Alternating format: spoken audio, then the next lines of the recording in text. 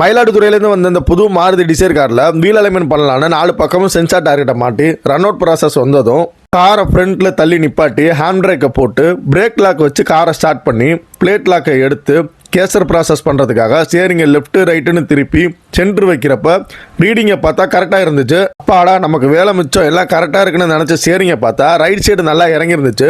கஸ்டமர்கிட்ட இதை பற்றி கேட்கும்போது ஆரம்பத்துலேருந்து இப்படி தான் இருக்குது, எல்லா இடத்துலையும் ஸ்டியரிங் இப்படி தான் இருக்கும், இதுதான் ஸ்டெடின்னு சொல்கிறாங்க அப்படின்னு சொன்னார். நான் ஸ்டியரிங்கை ஸ்டெடி பண்ணுற முயற்சியில் இறங்கிட்டேன். எப்பவும் போல் ஸ்டியரிங்கை நேராக வச்சு லாக் பண்ணிவிட்டு கார் இன்ஜினை ஆஃப் பண்ணிட்டேன். இப்போ ரீடிங்கை பார்த்தா ஃபுல்லாக மாறி இருந்துச்சு. இப்போ பார்க்குற இந்த என்ட்ராய்டை லூஸ் பண்ணி அட்ஜஸ்ட் பண்ணேன். ரீடிங் சரியாக வந்ததும் 2 பக்கமும் டைட் வச்சுட்டேன். இப்போ டோ ரீடிங் சரியாயிடுச்சு. நான் செகண்ட் டைம் வெரிஃபை கேஸ்டர் பண்ணி ஸ்டியரிங்கை செக் பண்ணும்போது ஸ்டியரிங் ஸ்டெடி கிடச்சிது. அதோட ரீடிங்கும் சரியாக இருந்துச்சு. இப்போ கஸ்டமர் காரை ஓட்டும் போது தான் ஸ்டியரிங் நேராக இருக்கிறத ரியலாக ஃபீல் பண்ணார். இதே மாதிரியான ஸ்டியரிங் கிராஸ் சம்பவம் ஏற்கனவே ஒரு புது பிரீசா காரில் நான் வீடியோவாக போட்டிருப்பேன். அதனால் நிறைய பேர் மாருதி காரையும் டாடா காரையும் ரொம்ப மோசமாக நினைக்கிறாங்க. எந்த கம்பெனி காருமே மோசமானது இல்லை. அது வாடிக்கையாளர் கையிலையும் ஒர்க்கர் கையிலையும் போகிறப்ப தான் அது நல்லா இருக்கிறதும் வீணாக போகிறதும்.